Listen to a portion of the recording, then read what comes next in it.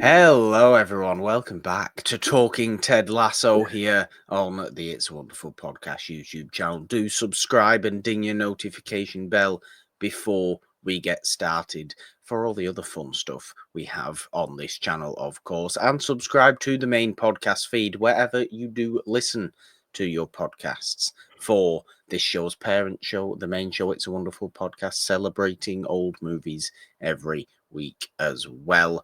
But we're back with the fallout of the FA Cup semi-final, Janine, for Richmond Yeah. and Ted Lasso, or more specifically, Beard After Hours to begin with, Yeah. because this is an oddball little episode Yeah. that we have. I say little episode; it's actually quite long. It's more of a 45-minute, and very, very intriguing.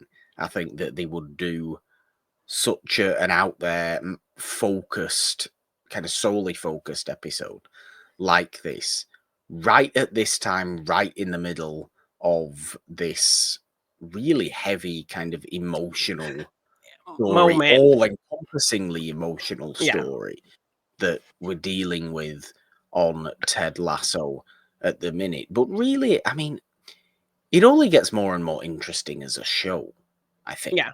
Ted Lasso, and it's only, it's dealing with more and more interesting things and having much more intelligent conversation about these emotional kind of psychological states than I ever thought it would, really. Like, sure, okay, I thought it would bring them up, it would discuss them, Yeah. but it's really, really Digging kind of deep. layered about it.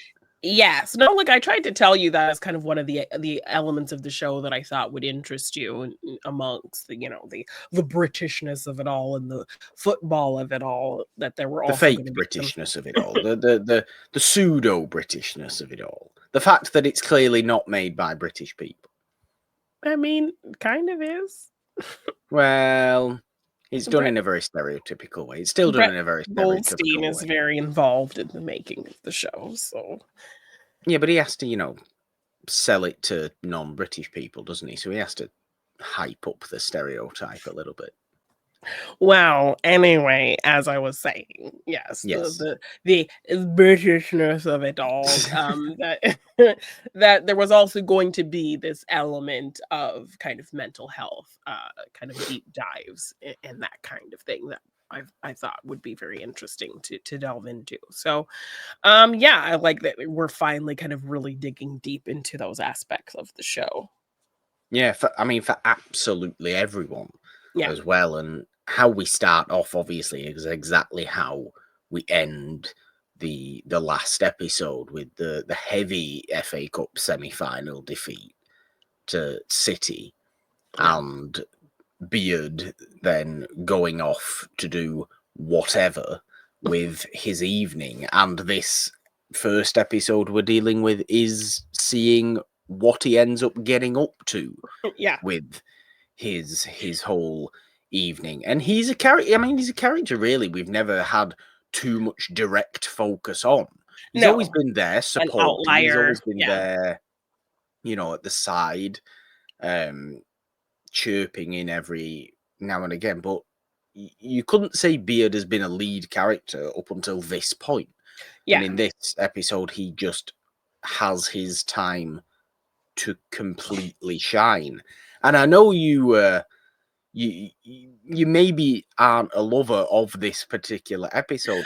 I I'm found myself really getting into it, really okay. enjoying the change of pace, really enjoying the change of style, Yeah, and really embracing the just kind of crazy insular in your head situation shenanigans. that we were dealing with, Yeah, because it didn't it focused in so strongly on just the present. No outside influences whatsoever, no kind of outside characters whatsoever. Yeah, okay, you get the 3 guys from the bar, don't you? Yeah. Who play a more of a central role than they've ever played in any other episode Yeah. before as well. And But Jane coming in as and well. Jane, but you don't get any other major character at all. So you are allowed to just sit in Beard's present mental state. Yeah. And he doesn't even think about what he's just done in the past. He doesn't even think about what he's going to do in the future. Things just happen. He just does things, and he does what just feels right or the correct thing to do in the moment based on what's just happened. Yeah. And that can be, running away from somebody. That can be getting completely hammered. That can be wanting to, go and sleep with a random woman, whatever it may be.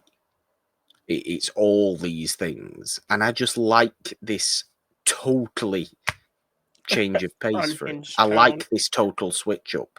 I think it Yeah. was an interesting thing to do. And yeah, okay, you can say you kind of want to get and see everybody else. You kind of want to see, more of everybody's story. But I think we should embrace the episode Beard After Hours as something different. Yeah, I mean, I would definitely appreciate it for that. I found it to be pretty refreshing to really focus on this character. Beard's actor, I believe, is also a writer on the show. He Um, is, yeah. so it's kind of fun to, just as much as I enjoy characters that we don't really get to see interact, I like kind of getting to focus on characters that we don't focus on much. But I did find myself also kind of like, I want to get back to the other characters. I want to get back to the story we were following. So I did have that feeling while watching the episode. Not to say that it wasn't a good episode.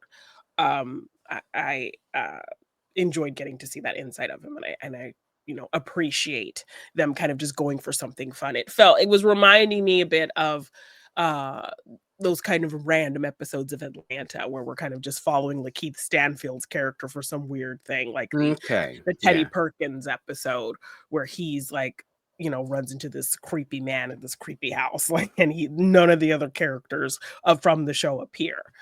um so it reminded me of something like that, and I liked that it was a little bit weird and just kind of going with the flow of the evening kind of thing. So, yeah, I liked the structure of it. I appreciated it, but I did find myself kind of like, kind of want to see what's going on with everybody else. Yeah, which, I mean, I get. I definitely get. But, and it was noticeably weird. There were noticeably weird things going on, and situations that he managed to get himself in that felt very odd or felt like some sort of fever dream at Yeah, times. yeah, But I think that's probably as close as we've ever gotten into what Beard is actually like. And maybe Beard is just a fever dream kind of person. He is yes, somebody that can go on sporadic, thoughtless, random adventures. not 'Cause sporadic, that's the wrong word, spontaneous, thoughtless kind of just yeah, escapades. And that's just what he will do. And it won't make any sense. And it will look psychedelic and all these kind of things. He will yeah, get into a fight with someone, you know, he will get beaten up by Jamie's dad. Like he and got his beaten friends. up by Jay and Yeah, his friends, like he did in this. Because they're for some reason just hanging out in the street looking like a bunch of homeless people. yes, and I'd like to think that, like, this is just an illustration of, what Beard gets up to when we don't see him. Like, I'd like to think that Yeah, this is, like, a regular occurrence, him just kind of going on these random weird adventures and running into these crazy things. That's what yeah, it made it feel like. And I wonder what the choice was behind kind of having an episode like this, because I listened to, the Boy Meets World's, rewatch podcast, and over the years, when they're watching these different seasons, they kind of notice episodes where their lead character, Corey, is not really featured heavily in the episode, yeah, or a specific character isn't featured at all. And when they talk about it in the sense like, oh, like one of us must have had finals, and that's why we're not there. So every time they Right, okay. come across an episode where, once somebody's not featured or their lead character Corey isn't featured, they're like, oh, must be finals week. So I like got that kind of sense too of this episode, like maybe of the other actors like had something going on or they were on a break or whatever. So they needed kind of Yeah. this filler Beard episode so that everyone could kind of have their vacation or their break or whatever. See, I know they do this in like Doctor Who, Yeah. and they do it, Doctor Light episodes, they call them, where the Doctor will either barely feature or not feature at all. Yeah. And but it's all still Doctor Who, sure. Yeah. But they, as far as I'm aware, they've always done that for budgetary reasons, because the season has a budget and it's cheaper to make this This particular one episode episode than once. having to pay all of these actors for Yeah, this one episode. yeah, having to pay our lead for this, we only have to pay our lead for one episode less than the season's worth or something Yeah. like that. Yeah. It makes sense, and some of Yeah. those Doctor Light episodes have been phenomenal in the past. I don't know if that's what's going on here, because I don't know how Apple works as Yeah. a system Yeah. of making it, but I can imagine it's possibly something similar, especially given Brendan Hunt, who plays Beard, probably earns the least out of all your major cast of Ted Lasso, I would imagine. Maybe because he's a writer as well, maybe because he's the least familiar of probably all of them. Yeah. And I'm talking your major cast, they show up Yeah. in the He's credits. like a BJ Novak. Yes, that's a good comparison, actually. So maybe it was just a cheap and cheerful kind of thing, but if it was a cheap and cheerful kind of thing, why does it almost feel like the most expensive episode of Ted Lasso there's ever been? Yeah, because we're like, going to all these different locations, and those kind of things. So, yeah, It's it weird, would be right? It's interesting. weird. Yeah, the choice behind it would be interesting to kind of look into. But yeah, I like that it kind of goes from the end of the last episode into this, and then we kind of see another side of it. So then we kind of, we see Beard saying goodbye to Ted and saying he's kind of gonna go do his own thing, and we see him go home, and like his TV's almost talking to him. The commentators start kind of talking about him specifically and his Yes, this is failure. quite fun. Yeah, so it's like the coach's failure, and then kind of them talking about him specifically, but you can get the sense that that's not really what's happening. It's just kind of his inner feelings kind of Yeah. projecting. And so he just has to get out. So then I think he gets a text from Jane talking about how she's at this place with like this neon cross and he should come meet her and this whole kind of thing. So then he decides to go to the pub and he has a beer, and the lady who runs the pub we see regularly, I can't remember her name, she starts May, berating I him. believe her name is. Yes. Yeah. She starts berating him about the loss of the game and this whole kind of thing, Yeah. and he's just very, he doesn't want to hear it. You can tell he's just like, it's like eating him up and he's trying not to think about it, and so she's not helping. So then he leaves the bar because she's just kind of nagging him to go sit at a table. And then it's like this running thing throughout the episode. He's always dropping his keys. So he drops his keys when he moves to a table, and then here come our regular three pub guys who are always kind of yelling at the screen and being obnoxious. And they sit with him and like they've been drinking all night. We see like all of these glasses, like they've been having all these drinks. And Beard doesn't want the night to end. He wants it to keep going. So they decide they're going to go to like this fancy, like members only club. And they're like, how are we going to get in? We don't have any fancy clothes. And May just plops this box of like leftover clothes and jackets and things. And so they get Lost and dressed up. found. Yes. And box. so they get dressed up in these ridiculous outfits and go to this exclusive bar. They trick the hostess so that they could get in. So they sneak in there. And they're having the best time, and they like make this wager with these rich guys playing pool, and Yeah. become all friendly with them. And Beard keeps seeing this beautiful woman in a red dress kind of at the bar making eyes at him. So I he's thought she was a ghost at first, I must right? Like, admit, is she just like a or figment of something his like that. imagination? Yeah. So he kind of goes to sneak off to try and find her. She disappears. She finds himself in this room, and ultimately he gets caught and thrown out of the place. But all his friends Yeah. are still inside, so he's just kind of left out there. And who's out there? The woman in the red dress waiting for him. And his pants have been ripped. So she's like, "Well, why don't you come home with me and I'll fix your pants?"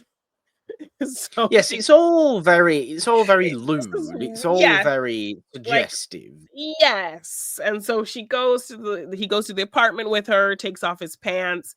She's talking to him about all this collection of pants she has, that it's like memories of all these different men that she's met or whatever. And she starts stitching up his pants and gives him like this bright, glittery pair of funky bell-bottom pants to wear while she repairs his pants. Then, like, she asks him to answer her phone, and so he does, and it's like her boyfriend FaceTiming. And he's like, "Who is this guy?"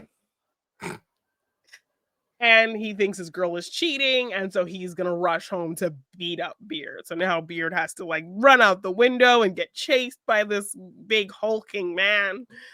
And she And seems to really enjoy this. She seems to be yeah, like she like does this quite a lot, like exactly. almost not in a trick sort of sense, but in a I'm going to go out, find a man, never do anything with this man, No, but but just get his make my hands boyfriend jealous so I can enjoy the entertainment of a of him bit of a getting fight. jealous. Yes. And like it seems like this pants thing might be a regular thing, and that plays Yes, into her whole collection of man's pants that she has. Um, definitely. and so yeah, this guy's chasing Beard all on the rooftops and thing. And he obviously doesn't have his phone or his wallet because they were in his old pants. So he's trying to like he can't get a ride home, he can't figure out like where he's going. And then he tries to like stop and ask people to use their phones, but they won't let him. And then he sees three guys walking up and says, "Hey, hey, oh my gosh, you'd be, doing me such a big favor. Can I use your Mm, phone?" And as they come into the light, it's Jamie's dad, who he had recently thrown out of the locker rooms, and his two friends. And then they proceed to beat up Beard. So, yeah. yes, badly as well. Yes. And this is what I mean. This whole style of episode, it's dirty almost, isn't it? It's nasty. Yeah. It's kind of it's neon drenched filth as Yeah. an episode, Yeah. really. And this particular scene, it's almost Clockwork Orange gang beating up an old man. Yeah. At the start of that Three against movie when one. Yeah. 3 against 1, Jamie's dad is obviously a complete state of a person Yeah. and just looks dirty, looks scruffy, looks Yeah. completely unkempt. Um, and he's being obviously very unpleasant Yeah. towards Beard. And I mean, I hate as well, can we just doubly point out that Blue Moon continues to be played as some sort of motif throughout the whole Yeah, and episode. even at the beginning of the episode, we kind of pan up to the sky and see this huge blue moon in the sky, so that's Which also again is just milking this point of oh, city yes, of and Man blue City moon, and the blue moon singing and all of that kind of thing, yes.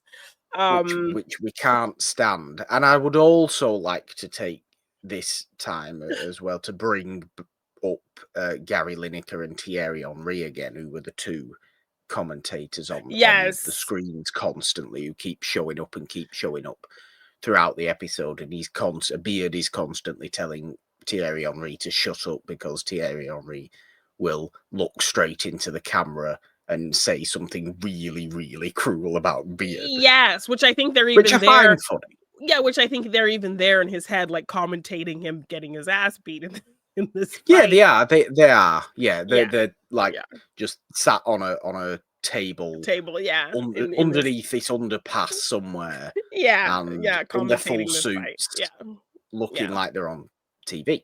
yes. They also both show up at the very end of the episode when we're in this kind of final weird club churchy Yes. area, Yes. So which I find for which I'm not quite sure whether they're actually there or they're actually still and it figments just of Beard's happens, yes. imagination. Or like they have been figments, but then this is actually the real them kind of popping up in this Quite place. possibly, Yeah. quite possibly. But I Yeah. find it funny because I don't think these two have shown up on Ted Lasso. I think it's their first appearance on Ted Lasso. And I say this like you won't have any context to this, but they are obviously very popular, very, Well very known, yeah. frequent Commentators. football hosts and what Yeah. have you. Um, and I'm trying to think if this is their because you've had Jeff Stelling and the Soccer Saturday people and all that kind of stuff, Mhm. Chris Kamara and the commentators Who that call the games. do the Richmond Yeah. games and that sort of stuff. But I Yeah. don't think Lineker's been on before. And literally, if you watch football in Britain, you can't move for Gary Lineker, basically. You can move for Thierry Henry. He turns up every now and again on certain types of games and what have you, but you Yeah. cannot move for Gary Lineker. So I find it quite interesting and fun that they would do this particular episode, I think, as well, and have this much kind of dark fun with what they're supposed to be doing in Yeah. this episode as well. Yeah. I just find it more funny, obviously, because I know who they are, because I'm familiar with who they are. I think it's quite hilarious how harsh they get, Are with him. Yeah.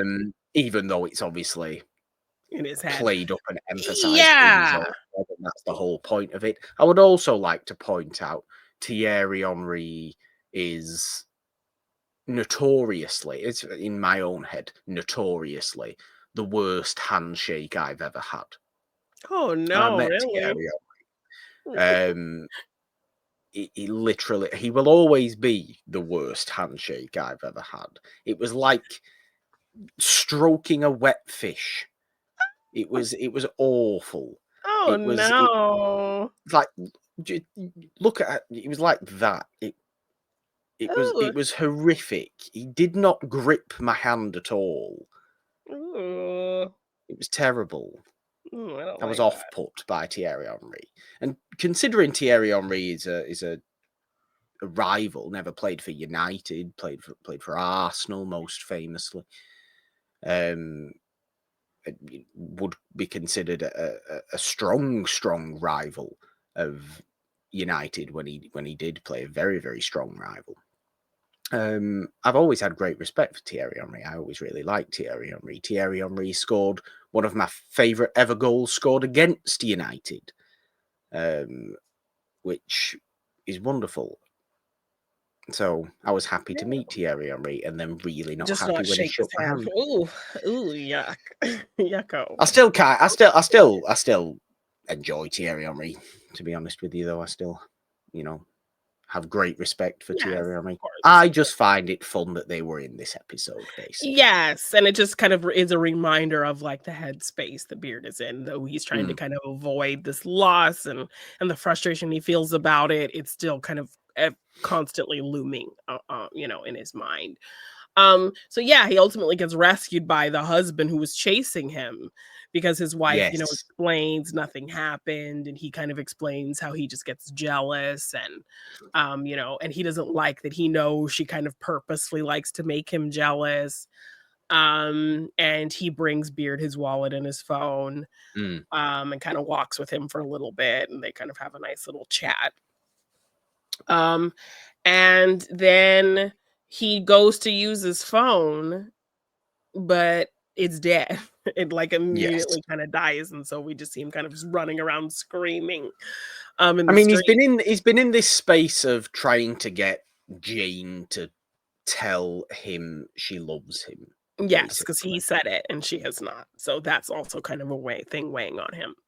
Um, and so he is kinda walking down the street trying to figure out his next move, and then he runs into the guys. They had a very successful night, betting against those rich, guys, playing pool, and they won a bunch of money and used it to Yeah. get this stretch limo. So they run into Beard, they pick him up, they clean him all up, and they're kind of like, "We got this limo, what are we gonna do? The night is young." And Beard's like, I just want to go home." So Yes. they take You him wouldn't. You home, wonder if these three actually have a homes to go to and lives outside of right? the pub. Outside of the I pub. And fear for the three of them because yes, they seem just total alcoholics and spend all the time in the pub and don't do worrying anything about else. Richmond and nothing else. Yeah. I mean, they probably all live together. They're probably like roommates or something. Um, but yeah, so they drop Beard at home, and then he gives them a little note, and a location to go to, and they don't know what it is.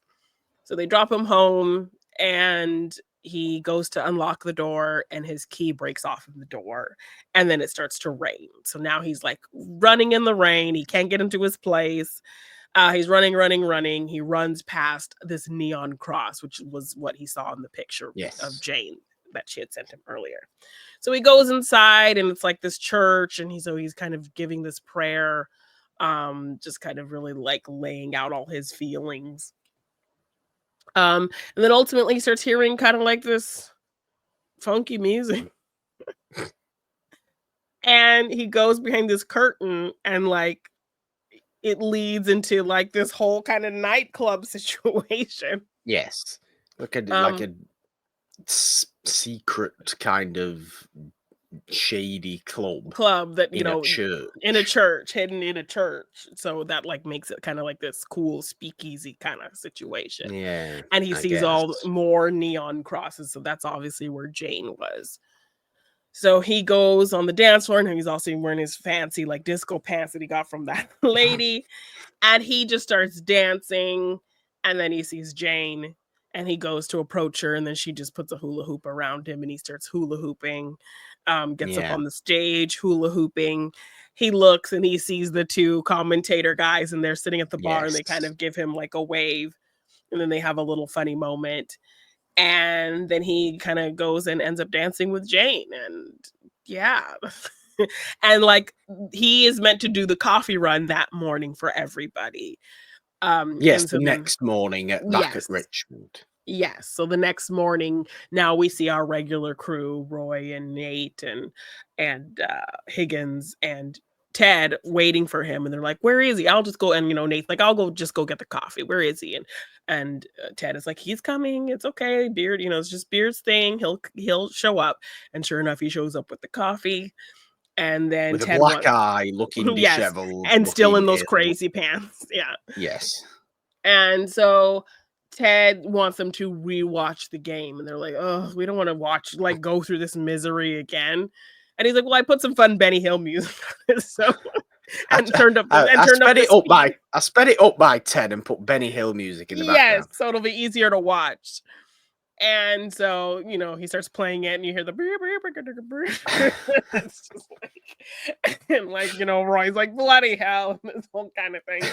And then Beard, he just kind of puts his feet up on the desk and puts his cap down and like goes to sleep. And that's kind of Yes. the episode. There's I genuinely really do think it's fun. I think it's got this whole sense of freedom yeah, about it, or I suppose responsibly running away from your responsibilities is but they more what it's about. still kind of follow you. So But they still follow you, and that's why I say responsibly running away from your yeah, responsibilities, because you don't forget them. They're there. You're just allowing them to sit in the back while yeah, you just go frivolous for a little bit, because yeah, that's just what you need. You just need a bit of craziness. And the three guys from the pub get that as well, because the location they end up at, they end up getting let into Nelson Road, Richmond's ground, and they just yeah. end up playing some football on the pitch. Yeah, The so that's where floodlights are Beard led on, them. Yeah, he gave them nobody else kind is of there. yeah, he gave them kind of like a code phrase to say to get in, and they end up getting to be on the pitch. And obviously, Yeah, which is we know them to be these huge Richmond fans, so exactly they get great to for just them. play and kick and have a good time, and it's kind of a nice little moment. Like freedom for them, I Yeah, suppose. It feels very, yeah, all about that. So I like it from that sense because it's just a different kind of therapy. And we're Yeah. dealing with an awful lot of therapy, obviously, in Yes. Ted Lasso at the moment. But this is definitely a different kind of therapy that I don't think is, there's no wrong type of therapy if it No. It's ultimately kind of ends up whatever working works, for you. from person to person. Yeah. But this escape kind of therapy, but in not in an over exaggerated sense, not in a dangerous kind of Yeah. sense, because you haven't totally forgot all your responsibilities. You have shown up the next morning. Beard. Yes. Beard has shown up the next morning, as he always does, reliable as ever. Yes. Yet he's just gone on a massive bender, essentially, the night before, and just done whatever. Yeah. No thought has gone through his mind at all, other than how do I get out of this situation right now that I'm in the present. Yeah. And it can help. That sort of stuff can help. So, and we've not seen that before. That's why I think it's a nice change of pace of an episode, because it actually does do something thematically very interesting. Not just be weird, not just Yeah. be a main cast light episode, not just be an excuse to have something different. It's Yeah. actually doing something purposefully different, Yeah. meaningfully different, Yeah. that keeps in line with the rest of the show. And I like it for doing that. Yeah. Definitely. I definitely like it for doing that. If you want to get on to the next episode, though, which of course is a more typical episode, although atypical things happen, but Yes. does involve everybody. We have season 2, episode 10 we're on now, which is Yes. No Weddings and a Funeral, because there's a funeral. We're back in church for Yeah. some And reason. for Church very appears different. in both Yeah. episodes. Yes, in very different circumstances. So yeah, like they pretty much kind of just rush through the whole kind of relationship between Sam and Rebecca. Uh because we saw them, last we saw them together was when they kind of first had that intimate moment. And then they allude to kind of sneaking around work, and this has kind of been going on for a little bit of time, and this whole thing, but we never got to see any of that. So I will say I was a bit disappointed that we didn't get to kind of see a full-fledged relationship dynamic between the two of them, and they just kind of tell us about it. I do agree with you. This is, I feel, similar to some of my complaints on Discovering Dawson's Creek, which of course alternates every Monday on Yeah. this YouTube channel with this show, is that we Yes. just sometimes we don't see Yeah.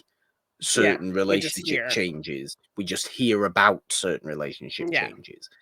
And I want to see. There's no reason we couldn't have seen it. I don't think there's any reason we couldn't have seen it. Why couldn't this episode have been one episode later? Why couldn't it have been? Exactly. And then like cuz obviously they want her to kind of break up with him, but that still could have come a little bit down the line.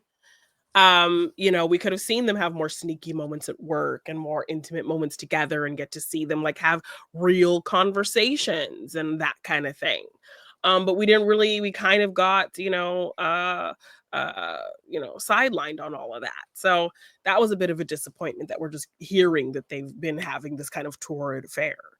And Sam says like it's kind of stressful for him. She thinks it's kind of hot and fun and he thinks it's kind of stressful, but they do have a good laugh and they kind of have this really cute dynamic, which again is why I'm bummed we didn't get more of it. So Yeah. then yeah, so then they're kind of in her kitchen having this kind of flirty moment. He's in his underwear, like she's like in her bra, and they're just like making coffee or whatever, and then here walks in her mom. um Out and of yeah, nowhere, like Batman. yes. Yes. And we established the last episode with her mom that her mom kind of just shows up in these when she has these moments with her dad when he is neglecting her or he's done something to upset her and this whole kind of thing. So Rebecca, gut instinct to say, "Oh, what has my father done now?" And her mother says, "He's died." So now we Yes. kind of know, okay, this is the setup for the title and what we're going to be dealing with. And obviously the father kind of trauma. We get to delve a little bit deep, because I think when we saw in the mom episode was her having this resentment towards her mother because of how she allowed the father to treat her, and her kind Yeah, of and I think having that stays that's present within this yes, episode. but it was never a strong directed feeling towards her father that she addressed in that episode. But here, she full on addresses the kind of hate vitriol she has for her father because of what he's done. And then, Yeah. that kind of compounding how it makes her see her brother. Um, Yeah, it's another example of Ted Lasso as a show being more and more about these difficult relationships people have with their fathers. More than anything else, this is becoming so clearly yeah. a father and child show. Yeah, because that's that's a focused relationship. We see Nate and his dad. We see Yeah, um Jamie and his dad. We see Sam and his dad. We see Ted being a dad and his complicated feelings that we get more deep into with his father. And now, Rebecca with her dad as well. So I like that yeah. that's kind of a running kind of thing. Um Even Roy and his Roy being niece act niece, as him as a stand-in kind of dad for her because her dad is crap.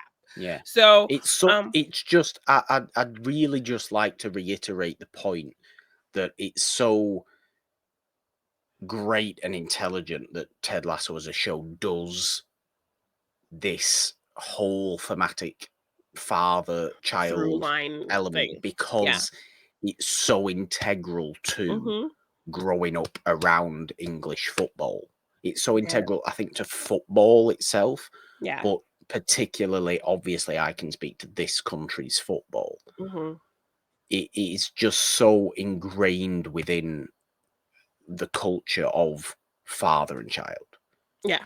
That Yeah. that is just what it is, and the fact it slowly becomes so clearly about fathers and children, more so than I think anything else, it is the relationship between fathers and children that Mhm. is the cause of everybody's therapy issues, Yeah. everybody's mental issues in this show. It fundamentally seems to really Open all be things up about for this. yeah, open characters up to specific emotions and the cause of their emotions and those kinds of things. So, Yeah. I yeah. just I love it that it so subtly has brought on the fact that this is the most significant element of really the whole show. Yes. Um So yeah, this is kind of what will open Rebecca up to kind of have this big emotional kind of moment. And I like how they kind of edit it together with Ted also having this kind of Yes. conversation with the therapist about his father and that situation. Also kind of love the family building of, you know, Rebecca and this team and all of these characters, because obviously it's very far from where we started. She did not care about this team. She did not care about these people. She just wanted to burn it all down, to now where all of these football players are coming to her father's funeral. Higgins says, "How many came?" And he says, "All of them." And Isaac, the captain's like, "We all have to wear suits and we can't wear Yeah. trainers. We have to wear dress shoes." And they're like, "Oh no." Which So the fact, I kind of hate. That's one thing that I had my head in my hands, shaking my head at, because like, what do you mean you don't want to wear a smart pair of shoes? Like, yeah, I understand a, footballers who you're just supposed to be a stereotype. I understand you're supposed to be a stereotype of a football player that only wears tracksuits and trainers. I get that. But also, you're more than happy to wear a suit, but it has to be with trainers? Like, what are you talking about? well, I think they speak to the discomfort of the dress suits, especially Danny, who's Yeah, struggling the yeah, whole that's because episode. Danny's wearing dress shoes that are 3 sizes too small for him. You could Yes. tell. Yes. Well, I think the whole point of that was just to play up like their commitment to being there and Of looking course it nice for was. Of Rebecca. course it So was. so I Yes, of like course that, it was. that's kind of how they tried to play it. So it was nice. They all showed up for her, which was really sweet. Um and as Ted is getting ready, I like this really just small visual thing that he has the picture that Nate gave him sat in his home next to a picture of him and his son. And but you can probably read that, like, Nate not seeing it on Ted's desk at work, he maybe could conjure in his head that Ted doesn't care about it. Yes, that's a good point. Yes, I but like then that. Ted's heart. So Ted has this in his home next to like a very personal picture of him and his son. So that's Yeah, where he chooses to keep the special thing. But Nate wouldn't know that, and Nate wouldn't take the time to think about that. He would immediately jump to the negative of Ted not caring about him. So I love yeah, just seeing this picture and where it's located, and kind of knowing where Nate is going, that is a small little detail that could play into Nate's misunderstanding that is potentially leading him down this darker path that he's on. yeah. I Yeah. mean, So I did obviously he also Nate made a bit of a fumble in kind of wishing Rebecca well at the funeral as well, because he didn't just want to say, my condolences or what everybody else yeah. said. He Yes. wanted to try and say something else and then ended up not Fancy. really saying anything at all. Yeah, and then even one of his teammates kind of makes fun of him because Keely's like calls out, "Oh, is this the suit that Ted bought you?" And he doesn't even want to like act like he knows that that's what it is. He tries Yeah. to play it off like, "Oh no, oh yeah, I think it is." So even Keely just trying to like have a casual conversation, the fact that another guy bought him a suit, because that was the suit he bought him for that gala thing in season 1, Yes. um it embarrasses him now. Like, it was this really sweet gesture, but now that he's kind of in this ego state, and he's embarrassed by that, and he doesn't want people to know that. Um and, and so you're seeing these little things, so I like that they're peppering it in, even though it's not really the focus of the episode. So with the picture, with him trying to be differentiate himself from the players, and from him kind of having that little embarrassment about the suit, and He's then also he's also the only one in a grey suit. yes, he's not wearing black like everyone else would at a funeral. And we also see Rupert in his ear on We his way do, out. which was And very, very interesting. Rebecca's kind of clocking it and looking like, what is happening there? So That was yeah. very interesting. I mean, I can only imagine Rupert is just saying great tactics at the end of that game, you know, Nate, well done, because Rupert turns up to Rebecca's father's funeral. Rupert hasn't been invited to Rebecca's father's funeral. Yeah. Rupert does this kind of thing. He imparts himself into areas that he shouldn't really be involved in, and it annoys everybody. And the whole point of the episode is Rebecca and her mother trying to basically they almost come closer because there's this whole sharing of emotion situation, Yeah. and Rebecca essentially learns to not allow people that are so heavily manipulative as Rupert get in her head. She has Yes. to get in their head by Yeah. simply acting like she does not care. And this is the whole point of Rupert being there. But I Yes. do find it very, very interesting that Rupert does whisper in Nate's ear, because, like I said, I have to assume it is simply this ego feed, kind of feed the ego. Well done, Nate, for those tactics situation. Yes, but But is it also that? Is it something else? well, also, right before that, he makes it clear that, like, he's going to give Rebecca back her shares of the team. That's true, which So, again made me think like, offloading any stake he has in Richmond, and then to Nate, like, yeah, which is then making me think, because I obviously know what happens with Nate. yeah. Is that then making me think, has Rupert then bought shares in another football club and he's going to Nate?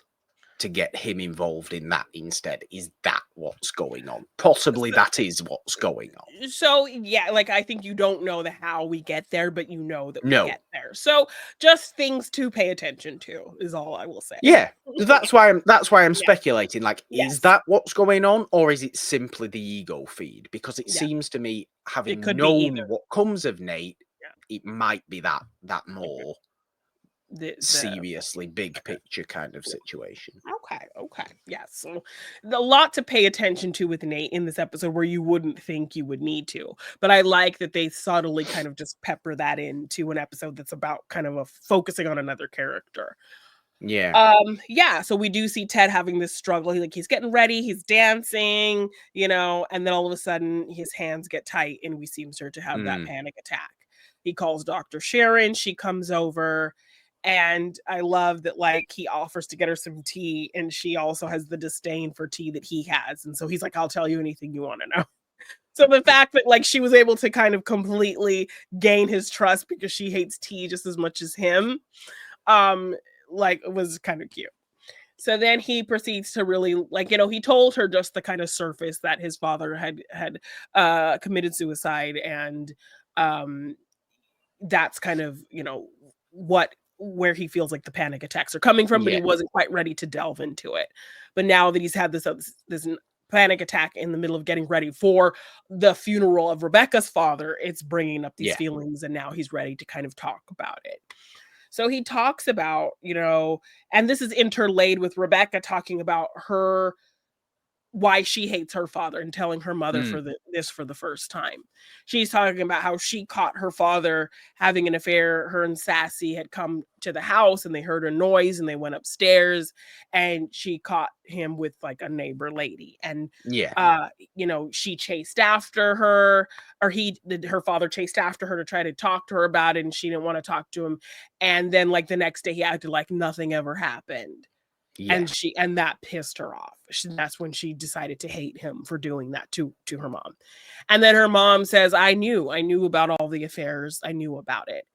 And then immediately, without even like a hesitation or a thought, she says, well, then I hate you too. I hate Yeah. you for allowing him to treat you like that and not doing anything about it. And it's like, I kind of get it. I get Oh, that I feeling. get Like, that. I yes, like definitely get that. that kind of shame and frustration that you feel for her for allowing herself to be that type of person. And her mother kind of just writing it off as, well, I just wasn't as strong as you to leave him. And Rebecca was like, well, I didn't think I could leave Rupert. It was incredibly difficult for me to do that. And I was so scared. And it sucked because, being alone and having those sad alone moments. But it got better. And now I'm kind of enjoying, being without Yeah. him. And that's when she does kind of tell her mom, and it pisses me off that you're so nice to him. Like, why are you so Mm. nice to him all the time?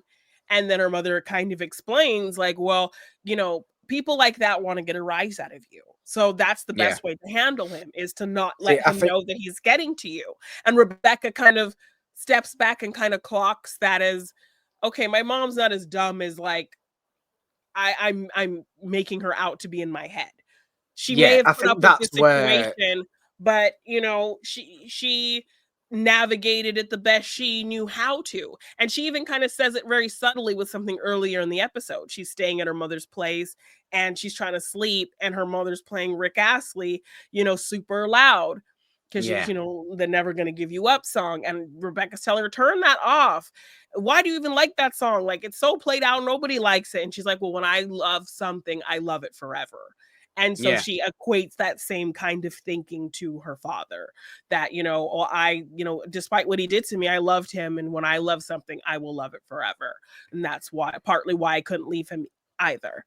So, once kind of I Rebecca comes to enjoy that realization, the kind of harsh feeling that she was having towards her mother kind of, dies down. yeah, I enjoy that you understand so strongly both of their viewpoints. Yeah. You understand why, of course, Rebecca's mother shouldn't have allowed herself to be treated the way she was by her own Yeah. husband. Of course she shouldn't. But why did she? Through love, and you kind of understand it through this Yeah. this whether it's stubborn or whether it's just absolute pure I don't care what you do love. Some people might some people might view it that as not a reason, but you have to understand that is her truth, I Yeah. think, and you cannot get away from that at all. And Yeah. then when she does go on to obviously explain that people like who her husband was, people like Rupert, probably very similar people, um, need you to just be nice to them so they know they are not getting to you. They know they are not emotionally Yeah. manipulating you. Because And that's it's what they that want. kind of Yeah. pretending to be that act you're putting on while they're putting on the act Exactly. that So then, is that can make you feel better, can make you yeah, feel good, can make you feel like you're on top in the whole yeah, more situation, superior. which you Yeah. totally understand. Yeah, so then, like, at the end, when Rupert's leaving, now she's kind of taking on her mom's tack to be incredibly nice to Rupert. Yeah. And he's Um, thrown a bit. He is yeah, thrown a bit he's not by that. expecting it. Yeah. Um, and we get this really great, I love seeing kind of like, because as a girl, you have your different facets of friend groups, and so it's always kind of nice when your different friend groups kind of come together. So I love that Sassy and Keely are so excited to see each Mm, other because they are different, facets of Rebecca's friends. One a new friend, one an old friend, and so I love that they've become friends and they're very excited and want the best for Rebecca, and that bonds them. So when they kind of run into each other, now they're speculating. They know that Rebecca is having a secret lover and they want to know who it is. And so them just being loud and laughing and having the best time, in like the just church. yes. And then the priest just keeps getting mad and like coming back there and telling them to be quiet. Sassy's daughter comes back there, Rebecca's mom comes back there, and they're screaming and laughing and having this kind of raucous time. And it's just like the best kind of girl moment. And like as Yeah. a girl, who's had those kind of really just like you can't stop laughing with these people and that kind of thing. That was just like such a good feeling, especially when you're in this kind of funeral setting. And we also saw like Keely really struggling with the concept of death and all that kind of thing, which caused a little bit of a fight between her and Roy. So to get to kind of see her have this kind of fun moment as well was nice. And so yeah, they do guess that it's Sam and kind of have a good kind of thing about it. But then Rebecca thinks about, maybe I need to end things with him because he's so wonderful and he could hurt me and that scares me and I don't Mm, know if I can deal with that right now. So yeah, like the fact that like we only got an explanation of this relationship that they've been carrying on in secret just for her to break up with him at the end of this episode, and we've only gotten like the one episode where they kind of got together in the first place. yeah. That was pretty disappointing that it just ends so I abruptly that it feels like kind of what was the point. I do agree with you. I would like to see more of it. I don't know if we do get more of it. I'm led to believe we don't from how you're speaking about it. I'm led to believe we don't, which is a shame, if that is the case. I would definitely have liked to see more of it. And I always think this thought process that Rebecca has of he's too good for me, so I have to break up with him, is something that happens so frequently in media. And while I understand it, I hate it every single time. Yeah. Because what do you mean? What do you mean he she, whatever, is too good for you, Yeah. so they will hurt you? What if they don't? What about Exactly. thinking positively? What if they don't hurt you? Exactly. What even And if it ends, they don't hurt you? What even if it doesn't end and you end up lifetime together? Why can't we think about those yes, things? and if you're not with this person that you think is too good for you, then that means you're just settling for anybody else that you Precisely. meet. Precisely. Yes. So you mean you don't want somebody that you actually think might be too good for you? You Yeah. you mean you don't want somebody that you think you are lesser than? Of course you do. Like, surely you do. Surely you don't want somebody who you think is lesser than you. because that's really upsetting. Yeah, If you're exactly. then going, oh, I'll have you. You're not great, but I'll have you because you won't hurt me because you're not that great. What's all that about? Surely that's the Yeah. opposite. Yes. So this whole breakup made no sense to me. Like, just this kind of fabricated reason. She pulls him into a closet, or he pulls her into a closet. And I love that he's like, I've just been wanting to do this all day. And he literally just wanted to give her a hug because her father died. He Yeah, cares about her. And even in when she's giving this eulogy, like she has to give this eulogy, she really doesn't want to because she's just kind of revealed that she hates her father. She always hated him because of that moment. And she doesn't want to have to try to say anything nice about him. And so she just gets up there and she starts singing "Never Gonna Give You Up." And I love at a but certain very point in this. very slowly starts singing. It very doesn't Yeah, know she what to starts kind of say, and talking then and starts singing the song. And so she kind of gets to a spot where she can, she starts to break down a little bit. She can't sing. And it's nice to clock who starts singing first mm, to kind of yeah, continue the song. So Ted starts first because ends up, after he has this really great talk with Dr. Sharon, he talks about his dad, how his dad did it, that like he came home one day and he heard the gunshot and his father was just yeah. gone. He had to call his mother. He drank a beer. He remembers This it is like when it's all intercut with with Rebecca's Rebecca talking emotional about her scene with her dad's mother. affair. But then Sharon implores him to talk about, and she like totally is there. She's like, I understand why this would make you feel that way, why you feel this hurt, and like why you're angry with him for what he did to you and what he did to your mother. But tell me a good moment you've had with him, a good Yeah, memory. So I love that she makes him think of something good, and he tells this really great story about him really stressing about writing this book report or to having this test on this book, and he was so worried about it, and his father said, no, don't worry about it, just lay down and think about something you're excited to do. He wakes up the mm, next morning. He says, son, you're not going to ride your bike, I'm going to drive you to school. And the whole drive to school, his father is telling him all about the book like he's telling him a story. So his father stayed up all night, read that book, made himself knowledgeable about it so that he could then kind of talk to Ted about it so that Ted wouldn't have to worry about his test. And yeah. then Ted kind of has these feelings where, he was a good father and I don't feel like I told him that enough.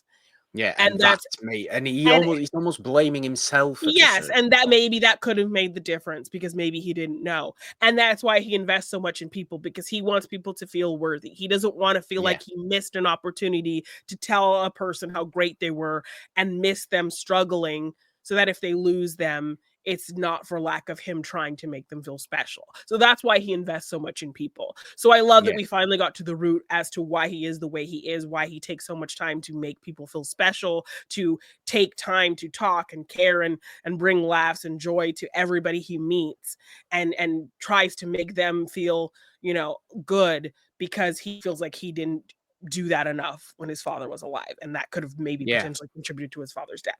So Ted ends up coming in late, and he's sitting in the back. Rebecca has this choked up moment. She can't kind of continue the song. So Ted is the first to continue the song. And then immediately, then we see Keely is the next. And then we see yeah, Sam is the next. So I yeah, love that we see the sequence of people who are really like kind of caring about her the most, who are stepping up to sing. And then ultimately everybody starts kind of singing the song with her. So I loved that. Like, it was nice to kind of point out, okay, like these are the people who really have her back, which was really sweet. Um, so then yeah, we also, have had this kind of running fight with Keely and and Roy talking about death, and she's kind of like, freaking out about like, what do you want to do with your body when you die? And he's kind of making fun of what she wants to do with her body when she dies and making kind of light and jokes of it. I love his kind of joke of like, she's like, what if you get hit by a bus or something? And he's like, I want you to chase down that bus driver and avenge my death. Avenge me, Keely. Avenge me. That shit cracked me up.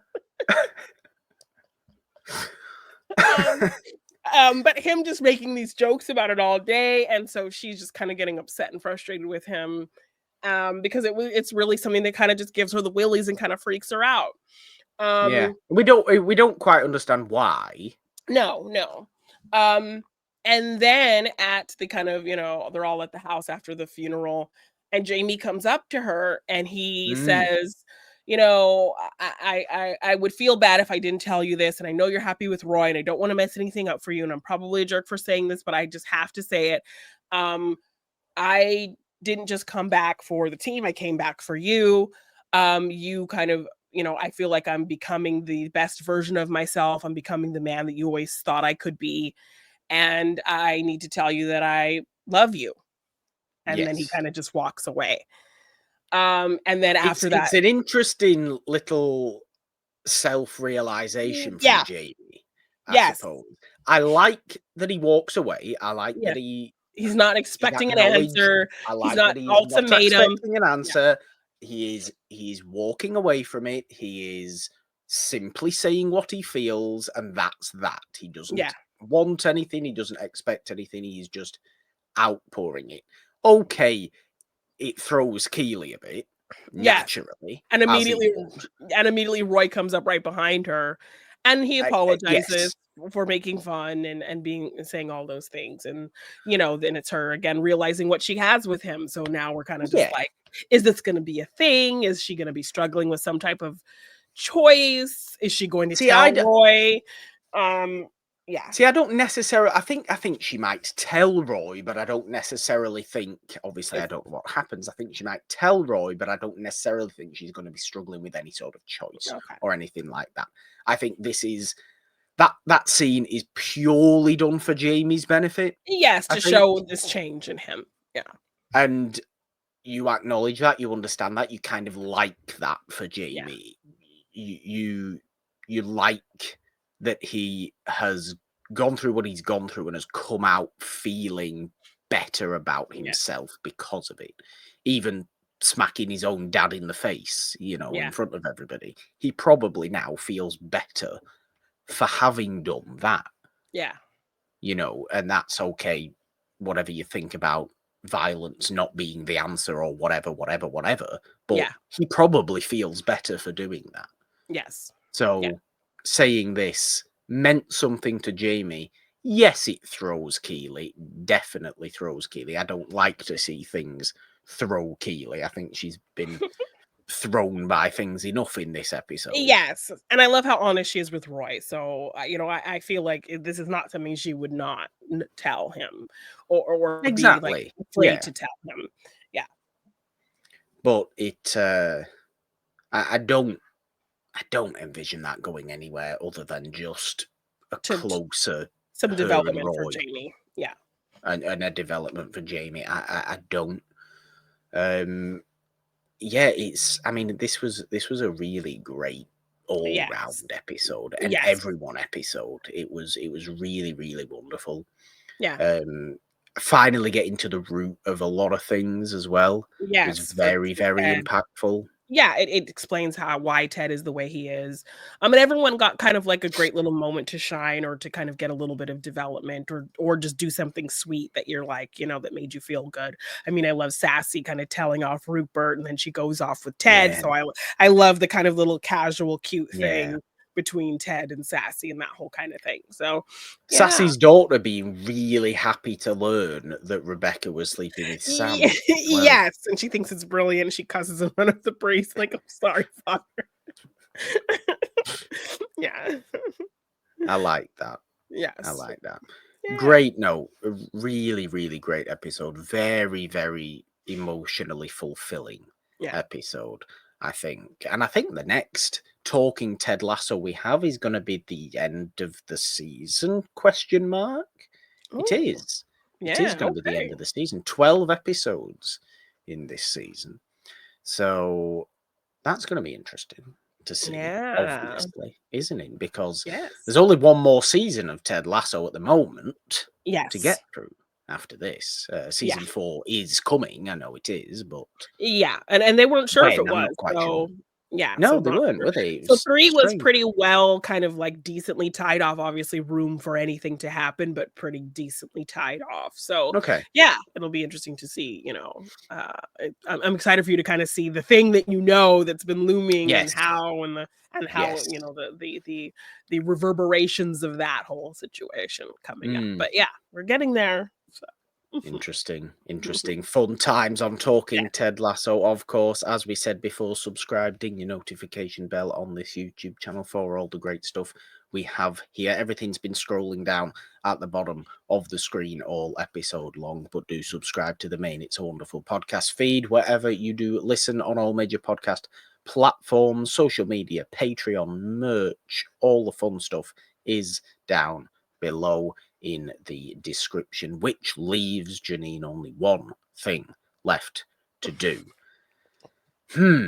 Impressions. Roy Kent. Come on, it's always Roy, isn't it? 3, 2, 1. Avenge me, Keely! Avenge me! Bye.